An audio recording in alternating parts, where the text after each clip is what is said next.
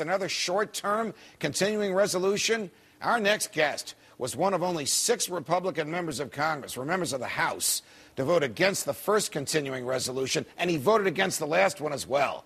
With us now is Texas Republican Congressman Gohmert.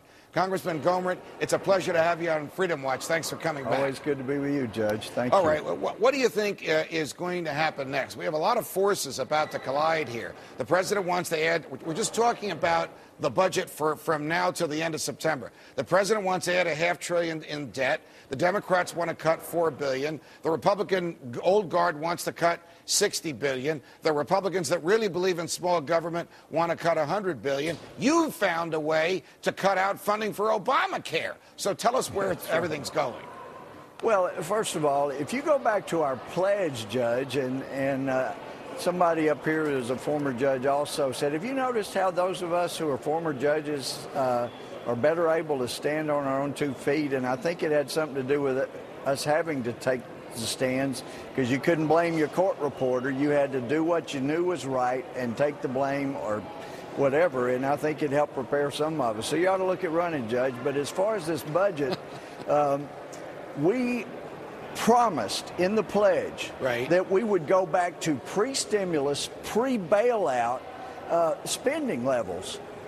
Judge, we're supposed to spend $3.75 trillion this year.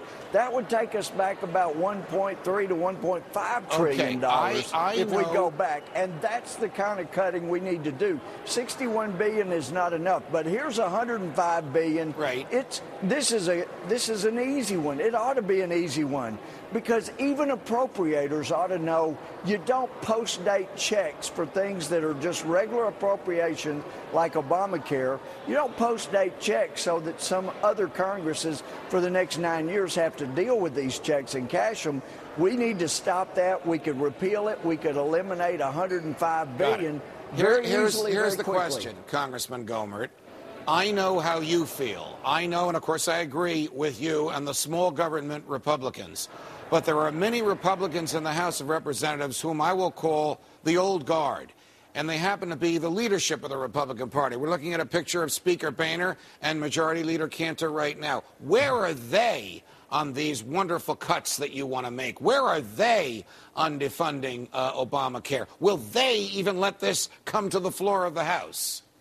Well, we're talking to the leadership about it. They like the new idea that Jack Kingston came up with, Michelle and I are supporting. We got 20-some-odd others that would basically say we cancel all the post-dated checks. That $105 billion is canceled. Now you have to go through regular process every year in order to appropriate that. And that is catching some traction. But again, it's $105 billion. That's no small change. But it is a minimum of what we ought to be doing. And they're more open to this new approach that Jack Kingston came up with. So that's a possibility that even some on the Senate side, even Senate Democrats are saying, yeah, you know, that may be a good idea to stop this post-dating checks for future Congresses to come have to deal with. All right. So we're hoping that the groundswell is building. And we got Tea Party folks coming up here tomorrow, and it seems like every time they show up in town, backbones get stronger. It's like taking an extra calcium supplement for the backbone. Got it. We'll be watching this, and we appreciate you explaining it to us. Congressman Gohmert. Thank you, Judge. Thank you. Thank you. We'll vilify